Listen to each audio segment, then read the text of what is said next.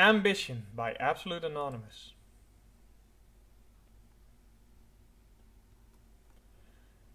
They came once a week without fail.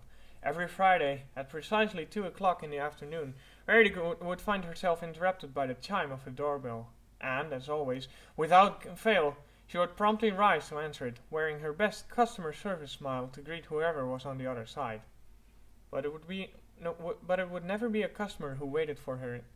Instead, it would be the mail mare, the grey Pegasus with an unusual cutie mark, who would come to bring a letter for Rarity clenched between her teeth. Every time Rarity would take the letter with a nod of thanks before sending the Pegasus away. She would retire to her private office, quickly shutting the door to ensure that she was alone before opening it to read. Then, once that was done, she would drop the paper in the desk before looking at the drawer and never looking at it again. The letters always said the same thing. Rarity didn't even need to read them anymore, really. She could have recited them by heart. Your sister misses you, you know. Heck, we miss you too. It's been ages since we've seen you. Why don't you come visit more often? Well, we suppose you're busy running your business and all. We'll be sure to stop by the next time we're in the area, though. Please write back this time. Remember to take care of yourself. Always the same. Love, Mom and Dad. Exactly the same.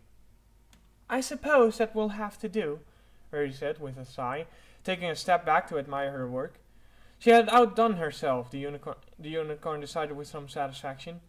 Pinkie Pie's last gala dress had boiled down to a traditional party dress, the sort of dress that a filly might have to been worn if dressed by her parents, all frills and carolines and bows. With what had worked fairly well on Pinkie, true, but it had been so foolish. Rarity had almost been embarrassed by it. With this gown, Rarity had taken Pinkie Pie's dress in an entirely new direction, a more mature direction, with fabric of a softer, more subdued shade of rose, floating in delicate and lovely, and a design better fitting the mare Pinkie Pie was becoming. At least, that's what Rarity chose to believe. But instead of behaving like a grown mare, Pinkie Pie squealed like a little filly before leaping off the low platform she had been restricted to for most of the afternoon, while Rarity made the final modification to her dress of this year's Grand Galloping Gala. She practically skipped to one of Rarity's many mirrors to examine her reflection. Oh, wow! Pinkie Pie cried, giving a happy little twirl before the glass that sent her skirt flaring. This dress is so poofy! I just want to spin it out all day and watch the skirt go all twirly. Rarity didn't answer, focusing instead on the collected pins scattered on the floor. The fitting had taken so much longer than it should have. Pinkie Pie hadn't been able to stand still at all, and instead had spent his entire time wriggling about and knocking the pins askew, then giggling and apologizing before doing it again. Rarity couldn't help but feel relieved that they were finally done. It would be so lovely to have some peace and quiet after spending the entire afternoon with Pinkie Pie. Pinkie Pie was quite likable, really, even lovable in her own way. After all, the Earth Pony was friendly and sweet, with a cheerful disposition and a knack for getting others to smile. But the truth was, she wasn't exactly the kind of pony Rarity would have sought out to befriend before she met Twilight.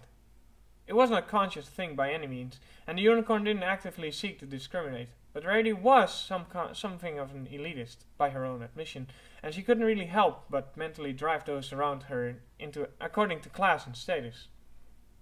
It was wrong, she knew, but most of Rarity's life had been spent seeking out those who'd be able to help her rise above the dismal family situation, and, well, old habits die hard. Even though she now ran a successful business of her own, a business that had finally pulled her out of her parents' embarrassing shadow, Rarity still found herself instinctively scoping out social situations for potential connections. She still found herself quietly judging others with her too discerning eyes before she felt comfortable pronouncing them worthy of her time. Rarity loved her friends. She loved her friends dearly, and wouldn't have traded them for anything in the world, but well, occasionally she found herself turning to that too discerning eye on them, and if she weren't completely honest, which she so rarely was, Pinkie Pie just simply didn't fit. Not the way Rarity's other friends would fit. The unicorn had found something to respect and admire in all of them, even Rainbow Dash, as lazy as she was. After all, ambition was something Rarity understood completely. All of them, that is, except for Pinkie Pie. Yes, Pinkie Pie was certainly likable enough, good-natured and charming, but she was so frivolous. Rarity might have been a pony fond of luxury, but she wasn't one to waste things either. She always knew how to put them to good use. But Pinkie Pie, even her special talent was mindless. As if parties were supposed to change the world to help you succeed. The worst part of it all was that Pinkie Pie made no effort whatsoever to improve herself either. She was childish and shallow, and fully intended to accomplish nothing at all with her life. She just didn't care. And that could be lovely every once in a while. It could be fun. It could be entertaining and pleasurable. But there was nothing about Pinkie Pie that Rarity could actually respect. Not only that, but she was irritating. Loud and nonsensical, constantly fidgeting and twitching and breaking out in the most ridiculous of ways, coming out of nowhere and doing things for no reason at all other than she felt like it. Pinkie Pie was hyperactive and ridiculous and completely out of control, and if there was one thing that Rarity couldn't stand, it was a loss of control. Applejack was bad enough with her blatant disregard for the rules of etiquette and propriety, and not to mention her inclination for those to go days without brushing her mane. Pinkie Pie, though, took it a step further, utterly disregarding the rules of reality itself. It was far too much to expect a creature accustomed to order and perfection the way Rarity was to cope with a creature as chaotic as Pinkie Pie, who couldn't even be bothered to tame her hair. Twilight saw Pinkie Pie as an enigma, a mystery to be studied and solved. Rainbow Dash thought Pinkie Pie was hilarious and wasn't above using Pinkie Pie's many quirks to her own advantage. For example, by weaponizing her babbling in order to blackmail some pony. Fluttershy seemed almost frightened of the pink pony, but then again, she was frightened of everything. Applejack alone seemed to just accept Pinkie Pie as she was, unquestioning of her many oddities. And maybe that was some kind of earth pony thing. Rarity couldn't help but feel annoyed by her. Even now, as Rarity continued to tidy her workspace, gathering up pins and ribbons, rolling up the measuring tape, Pinkie Pie's incessant chatter only served to get on her nerves. What she was saying didn't even make any sense anymore. It had long ago been stopped being about the dress, and had at some point turned into a list of Pinkie Pie's favorite words. And Pinklebarrel and Kumquat are fun to say, but so is Pumpernickel. Oh, and Lumbago and Skedaddle. I like Hullagully too, and Belugas. Pinkie Pie, darling, Rarity interrupted, having finally replenished her pincushion to her satisfaction. I believe we are finished here, so if you could just take that dress off now. Oh, but I like it. It's so pretty and fluffy, Pinkie Pie cried with a pout, whirling around to face the white unicorn. Her skirts swished and rustled as she did so. It's the prettiest dress ever, and I'm so excited to wear it. I can't wait to... Careful, Rarity warned. You don't want it to rip, do you? I haven't... Pinkie Pie giggled. Don't be silly, Rarity. I'm not going to... Ding, ding, ding, ding. Doorbell! Pinkie Pie shrieked, practically leaping 5 feet into the air. Oh my gosh, I hope I love answering doors. In a flash, she was gone, still adorned in her gown, and Rarity sighed before returning to straightening up the room. She had done well, the unicorn told herself decisively, half in congratulations and half in reassurance. The dress suited Pinkie Pie in a way that she hadn't initially expected, but it did suit her. It softened Pinkie Pie's features, somehow giving her a dainty appearance, like a wingless angel almost, hugging and complimenting her curves. Rarity was so lost in her reflection that she didn't realize what day it was or what the doorbell might have been, until she glanced up and noticed the clock. 2 in the afternoon, and it was a Friday, and Pinkie Pie was the one going to answer the door. Oh no. With a gasp, Rarity dropped all the ribbons she had been collecting, letting it unceremoniously drop to the floor as she raced to the door. But Rarity, honey, you're still so young. Father, I've decided. I know what I want to do with my life, and I can't do it here. But why not? Asked her mother, pleading. You can sew here. You can make all kinds of pretty dresses for Sweetie, right? It's not about suing, Rarity answered, her voice clipped, but she spoke with a tension so rarely heard by any of those outside her family circle. Then what is it? Then what's it about? Asked her father, also pleading. Is there something we did wrong? All of it is wrong, Rarity wanted to say. The tiny house, the cluttered neighborhood, her amazingly embarrassing parents, with their tacky common behavior. Why couldn't they see that it just wasn't enough? She was bigger than this, bigger than the world they had given her. At least, she wanted to be. But how was she supposed to find out just how large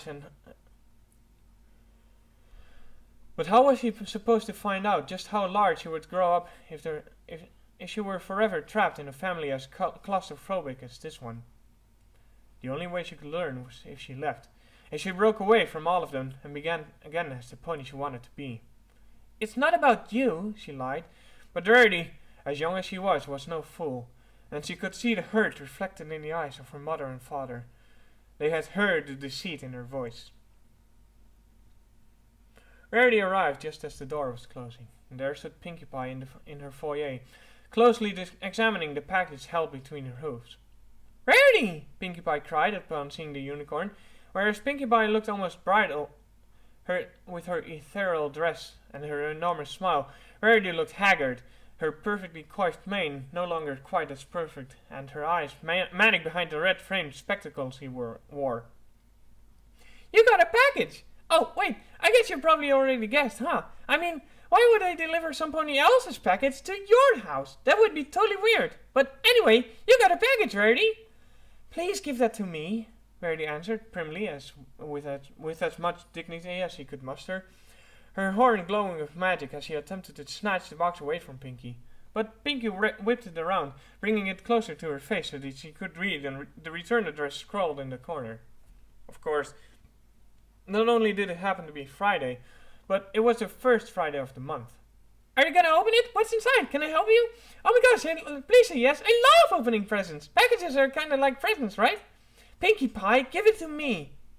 What does the name say? I can read it. Does it say Magnum? That's a funny name. Who do you know named Magnum? Pinkie Pie, give it to me, Rarity shrieked, her voice cracking in an extremely unladylike way. But despite desperate times called for desperate measures, and if Pinkie Pie wasn't going to give Rarity the box, she would have to take it by force. A gust of magic knocked into Pinkie, throwing her off balance, and Pinkie Pie fell to the floor, a look of surprise on her face. Rarity flushed, immediately feeling ashamed. She wanted to offer Pinkie Pie a helping hoof, but instead she grabbed the package, safely tucking it behind her while Pinkie Pie rose on her own. Rarity opened her mouth to speak, to apologize, but Pinkie Pie spoke first, smiling like always. I'm sorry, Rarity, she said sweetly. I guess I wasn't really listening to you, huh? I do that sometimes. Anyway, is that a secret box? A secret box? Yes, in a way. No, Rarity answered stiffly. It's just not any of your business, that's all. Who sent it? What's inside? If you'll excuse me, dear, I have some work I need to do, was Rarity's calm reply, said in a falsely cheery way, as she neatly dodged Pinkie Pie's question. Apparently, the pink pony didn't know the meaning of the phrase, not really any of your business, though. But Rarity already knew this. It was one of Pinkie Pie's faults she continued to grate on Rarity's nerves. Although Pinkie tended to make a huge fuss over the value of trust and the importance of keeping secrets, she was utterly tactless when it came to prying. Rarity's dismissive answer was intended to be Pinkie's cue to leave, but instead of taking the exit Rarity had so generously offered her, the pink pony continued to follow her, trotting alongside the unicorn. If it's a secret box, I'll understand, Pinkie Pie said in a conversational way. I mean, I know all about secret boxes. Yeah, huh? I make them all the time. I'm sure you do. Yepers, I don't get many, though. I get secret letters, though. Only, I guess they aren't so secret if I'm telling you, are they? Oh well, they're mostly secrets. Mine are from my sisters. They've been sending them to me since they were just itty-bitty little tinky pinkies. I don't get any from my parents, though. You're so lucky. That got Rarity's attention. She froze, turning turning her now wide eyes on Pinkie Pie. When Pinkie looked back at her, her blue eyes shone with a lucidity so rarely seen on the pink pony's face. She wore a look of understanding. "I didn't know you had," Rarity began, before catching herself. She had almost said parents. "Sisters," she finished lamely. Pinkie had never spoken of her family life before. Her fillyhood was essentially a mystery, and none of them knew anything at all about her family. All that was known was that the Cakes cared for her like a daughter, and that Pinkie, in return, treated them almost like surrogate parents. "Oh yeah," Pinkie answered, with a little nod of her head. "I got two. I'm the youngest one, though." For some reason, Rarity had already assumed as much from the moment Pinkie Pie mentioned her siblings. There were some times when the resemblance between Pinkie Pie and Sweetie Belle was too astounding. After all, both of them were generally well intended, with the charming innocent personalities. But they also had ways of managing to cause trouble for those around them. Somehow, the fact that Pinkie Pie was the youngest sister seemed to justify this. Perhaps all little sisters had a way of driving their elders insane. Are you close to your family, Pinkie Pie?" Rarity asked, a little hesitantly. Maybe it was just that Pinkie Pie so rarely opened up about her past. Maybe it was just because Rarity was naturally curious about what it would be like to grow up as the youngest in the household. But for whatever reason, the question was asked, and Rarity's intentions were pure, without a hint of malice. She was only curious after all, and therefore wasn't expecting the blunt reply she got. "No?" Rarity blinked behind her glasses. Why was she still wearing them? "I beg your pardon? I said no, not really," Pinkie Pie answered cheerfully, not seeming bothered at all. She was bouncing on her hooves, head nodding in time to the music only she could hear. "I left home when I was little, and I don't really keep in touch with my parents. My sisters write to me sometimes, though, and I send them to secret boxes with chocolate and cookies and other fun stuff I make at the Sugar Cube corner." Rarity glanced at the box now floating before her. On the first Friday of every month, her mother would send her a care package filled with cookies and other homemade treats, as if Rarity wasn't perfectly capable of providing for herself now that she was an adult. Every time, without fail, she would throw them away, just like she did with the letters, reading them once and locking them away, never replying. She might as well have thrown them out, too. "Why aren't you close to your family, Pinkie Pie?" Rarity found herself asking. She had no idea why she asked that. With any pony else, such a question obviously would have been a sore spot that she wouldn't have been smart enough to avoid. But with Pinkie Pie, for some odd reason, she felt safe asking. "They're mad that I left," Pinkie Pie answered simply. "My parents didn't want me to leave home, and I did anyway. I tried writing them once a few times later, but they never answered. Then I got a letter from one of my sisters saying that they'd left too. So I keep in touch with them, but I don't know how my mom and dad are. I'm sure they're doing great, though." Pinkie Pie's cheerful attitude very nearly masked a slight tremor in her voice when she spoke of her parents. But the tremor was still there, and it didn't go unnoticed by Rarity. If what Pinkie Pie said was true, then it was very nearly the reverse of her own situation.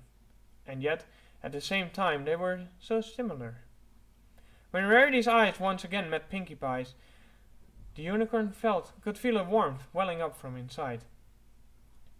Not the irritation she was usually tended to regard the pink earth pony with, but something like a sense of kinship.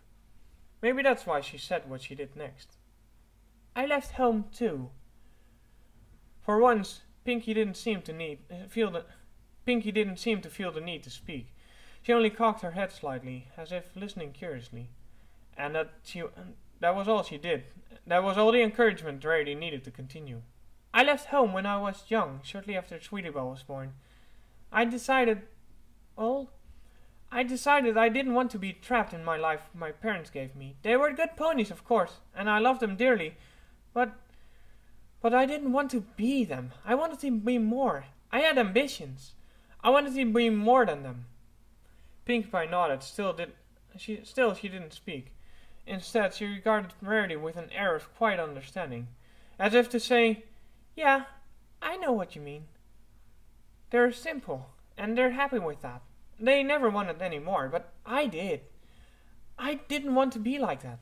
And then I was afraid of growing older and decided I didn't want things anymore either. So I decided to get out while I still could. Me too, Pie said simply, prompting Verity to cock an eyebrow. After I got my cutie mark, I decided I wanted to go out and see the world. But my parents told me that life couldn't be all fun and parties all the time, and I needed to work too. So I decided I had to work. If I had to work, I wanted a job I could enjoy, and decided to come to Ponyville. But I think they were hurt that I didn't stay behind to work on the farm like they did. I think they would have been happier if my cutie mark had been a rock or something. But that's not something I wanted, she explained. It sounded so simple, but it was unsettling how Pinkie Pie managed to be simultaneously so serious and so casual, especially when she had never told any of the group any of this before. Verity didn't know what to say. It was a bizarre kind of honor to be the one hearing these words. They wanted you to stay home, Verity said quietly. And they're mad that you didn't? Yep. My mother and father aren't angry with me, the unicorn said firmly, with a conviction she wasn't entirely sure if she genuinely felt. They were good ponies, and I'm not mad at them either. I didn't leave because of them. I left because I wanted to be more than them. And that's good, Pinkie Pie said happily, with an eager nod. Kids should want to be more than their parents. I mean, what's the point otherwise? Nobody would grow or change, and your parents might be sad or angry, or they might miss you, but they still love you, and that's why they care so much. If Rarity closed her eyes, she could see a drawer filled with letters. Read but never answered, and still they kept coming once a week without fail. She'd left home, she'd left her family, and she left her baby sister. They'd all wanted her to stay, but she left anyway. She'd been selfish, and she'd never forgiven herself for it. Those first few months on her own had been the loneliest months she'd ever spent, bogged down with a homesickness and a nameless ache for comfort. Rarity had said goodbye to her fillyhood before she'd been fully ready, and now she'd done it all on her own. It would have been so much easier for her to have begun again if her family had just let her go. If only they'd hated her the way she hated herself. Rarity wouldn't have missed them so much if they'd just stopped caring, if they'd just stopped making her miss them.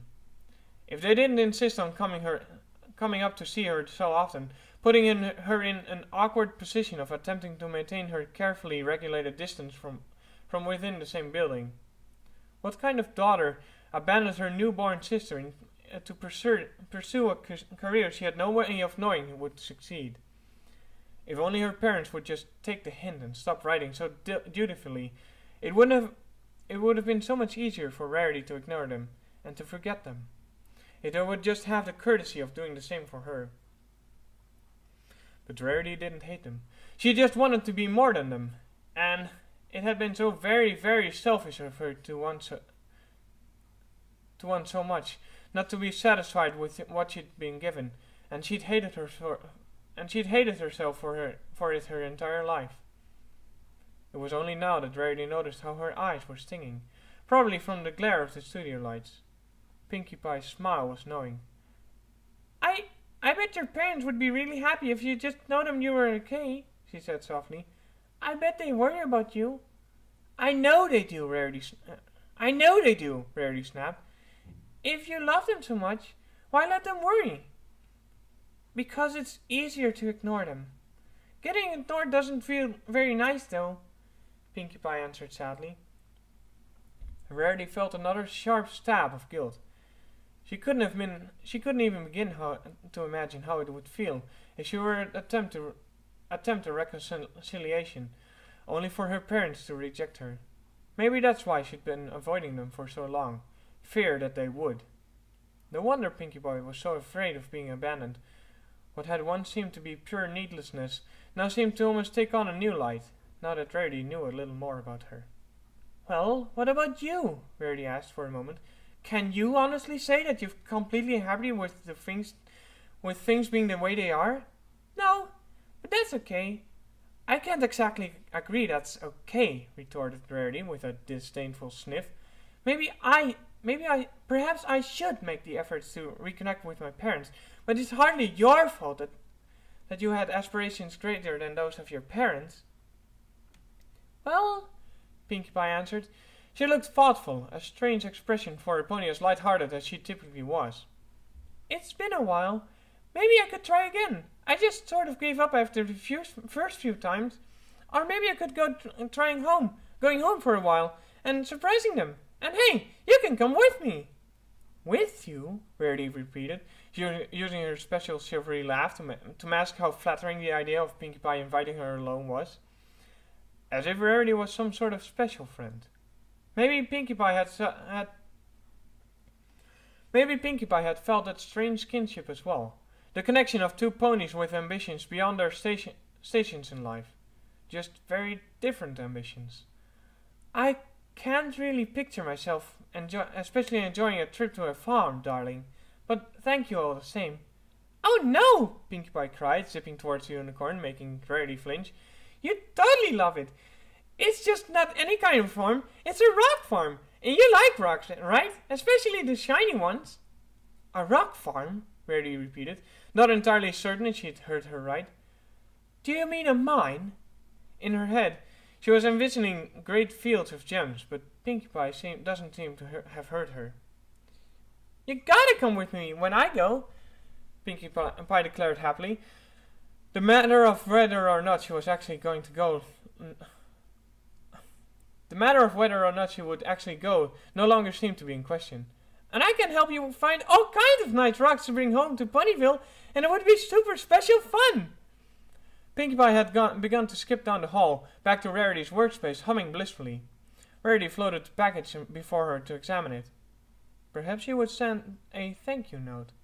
That was the polite thing to do, after all.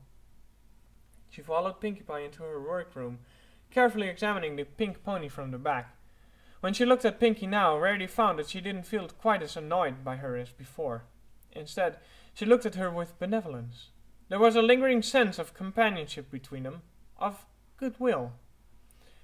Pinkie Pie was sashaying towards the mirror once more when Rarity entered, still dressed in her most angelic-looking gown. Get out of that dress so I can put it into storage, will you? The unicorn asked. And then... Again, Rarity eyed the box from her parents. She opened one once, the first time she had received one such care package. You never tell us how you're doing, so we need to make sure you're getting enough to eat somehow, the note that had come with it said. Instead, Inside there had been too many sweets for Rarity to have hope of eating her by herself. Would you like to join me for tea? Rarity asked for the moment. Since you're already here, I mean. Tea? Pinkie Pie repeated, her face lighting up. Does that mean snacks? Well, I suppose. Yay! Does that mean I can open the secret box now? Before Rarity could respond, Pinkie Pie had snatched the box away and had taken off running. Now that Rarity thought of it, the lucidity Pinkie Pie had displayed earlier couldn't have surprised her. Knowing Pinkie, she had planned the entire conversation just to get at the food the package contained. Rarity shook her head and smiled to herself before heading to the kitchen to begin preparations for tea. As the water boiled, she pondered. Pinkie Pie was quite likable, really. Even lovable, in her own way. The end.